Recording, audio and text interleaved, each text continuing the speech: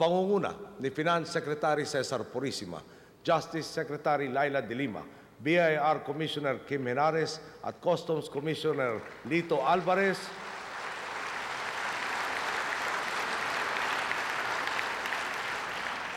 bawat linggo po ay may bago tayong kasong isinasampa kontra sa mga smuggler at sa mga hindi nagbabayad ng tamang buwis.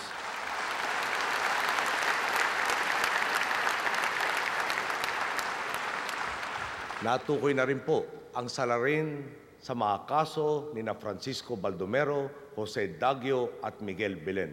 3 sa 6 na insidente ng extralegal killings mula nang umupo tayo. 50% po ng mga insidente ng extralegal killings na nangyari sa maikling panahon ng ating panunungkulan ang patungo na sa kanilang resolusyon. Ang natira pong kalahati ay hindi natin tatantanan. Ang pag-usig hanggang makamit ang katarungan.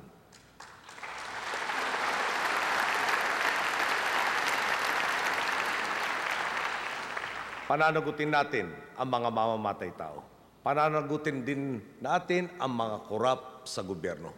Nagsimula ng mabuo ang ating Truth Commission sa pangunguna ni dating Chief Justice Hilario Davide.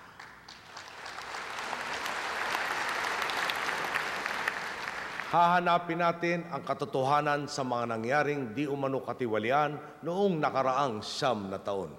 Sa loob ng linggong ito, pipirmahan ko ang kauna-unahang executive order na nagtatalaga sa pagbuo nitong Truth Commission. Kung ang sagot sa kawalan ng katarungan ay pananagutan, ang sagot naman sa kakulangan natin sa pondo ay mga makabago at malikhaing paraan para tugunan ang mga pagkatagal-tagal ng problema.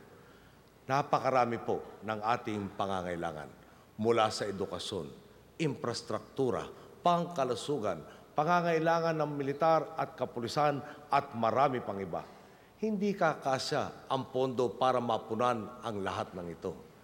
Kahit gaano po kalaki ang kakulangan para mapunuan ang mga listahan ng ating pangangailangan, ganado pa rin kami. Dahil marami nang nagpakita ng panibagong interes at kumpiyansa sa Pilipinas. Ito ang magiging solusyon. Mga public-private partnerships.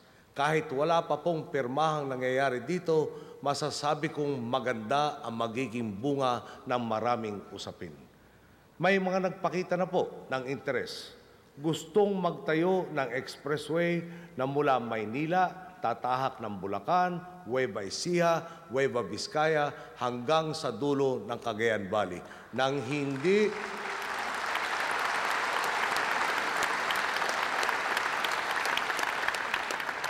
hindi gugugol ang Estado kahit na po piso.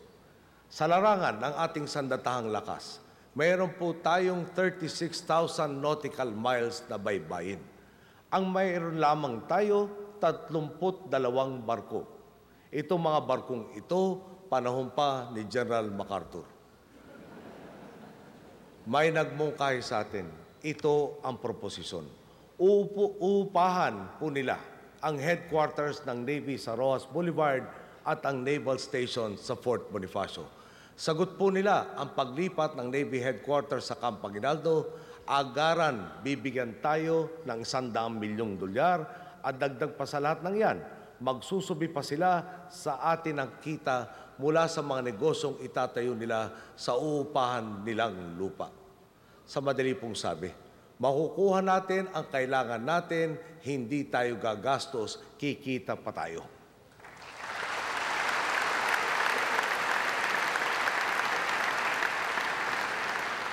Marami na pong nagalok at nagmungkay sa atin mula lokal hanggang dayuhang negosyante na magpuno ng iba't ibang pangangailangan. Mula sa mga public-private partnerships na ito, lalago ang ating ekonomiya at bawat Pilipino makikinabang. Napakaraming sektor na matutulungan nito.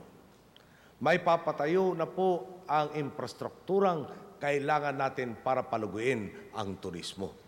Sa agrikultura, makakapagtayo na tayo ng mga grains terminals, refrigeration facilities, maayos na road networks at post-harvest facilities. Kung maisaayos natin ang ating food supply chain sa tulong ng pribadong sektor, sa halip na mag-angkat tayo, ay maaari na sana tayong mangarap na mag-supply sa pandaigdigang merkado. Kung maitatayo ang minumungkahi sa ating mga railway system, bababa ang presyo ng bilihin. Mas mura, mas mabilis, mas maginhawa at makakaiwas pa sa kotong cups at mga kumokotong na rebelde ang mga buwabiyahe.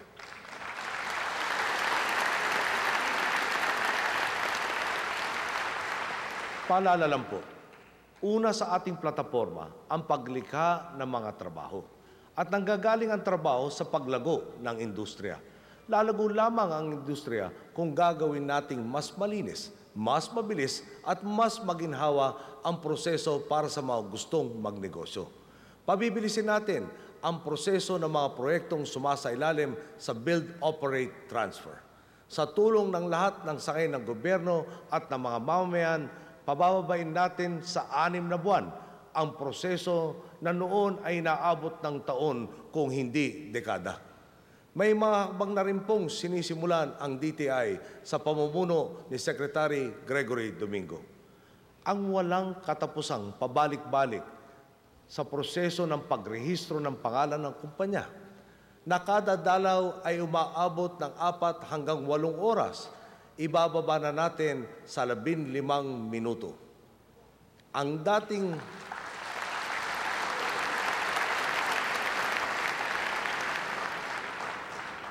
dating listahan ng 36 na dokumento, ibababa na natin sa 6. Ang dating 8 pahinang application form, ibababa na natin sa 1 pahina. Nananawagan ako sa ating po mga LGUs, habang naghahanap tayo ng paraan para gawing mas mabilis ang pagbubukas ng mga negosyo, pag-aralan din sana nila ang mga kanilang mga proseso. Kailangan itong gawing mas mabilis at kailangan itong itugma sa mga sinisimulan nating reforma. Negosyante, sundalo, rebelde at karaniwang Pilipino, lahat po makikinabang dito. Basta po hindi dehado ang Pilipino, papasukin po natin lahat iyan.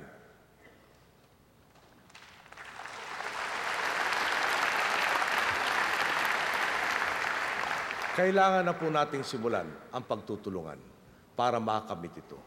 Huwag nating pahirapan ang isa't isa. Parating na po ang panahon na hindi na natin kailangan mamili sa pagitan ng seguridad ng ating mamamayan o sa kinabukasan ng inyong mga anak. Oras na maipatupad ang public-private partnerships na ito, mapopondohan ang mga serbisyong panlipunan alinsunod sa ating plataforma. Makakapondo na po para maipatupad ang mga plano natin sa edukasyon. Mapapalawak natin ang basic education cycle mula sa napakaikling 10 taon tungo sa global standard na 12 taon. Madadagdagan na natin ang mga classroom. Mapopondohan na natin ang service contracting sa ilalim ng GASB. Pati ang conditional cash transfers na magbabawas ng pabigat sa bulsa ng mga pamilya, madadagdagan na rin ng pondo. May papatupad ang plano natin sa PhilHealth. Una, tutukuyin natin ang tunay na bilang ng mga nangangailangan nito. Sa ngayon, hindi magkakatugma ang datos. Sabi ng PhilHealth sa isang bibig, 87% na raw ang merong coverage. Sa kabilang bibig naman nila, 53%. Ayon naman sa National Statistics Office, 38% lang ang may coverage. Ngayon pa lang, kumikilos na si Secretary Dinky Soliman at ang DSWD upang ipatupad ang National Household Targeting System na magtutukoy sa mga pamilyang higit na nangangailangan ng tulong. Tinatayang 9 bilyon ang kailangan para mabigyan ang PhilHealth ang 5 milyong pinakamaralitang pamilyang Pilipino. Napakaganda po ng hinaharap natin. Kasama na po natin ang pribadong sektor at kasama na rin natin ang League of Provinces. Sa pangunguna ni Governor Alfonso Umali, kasama sina Governor El Rey Villafuerte at Governor Ikot Petilla, handa na pong makipagtulungan para makibahagi sa pagtulungan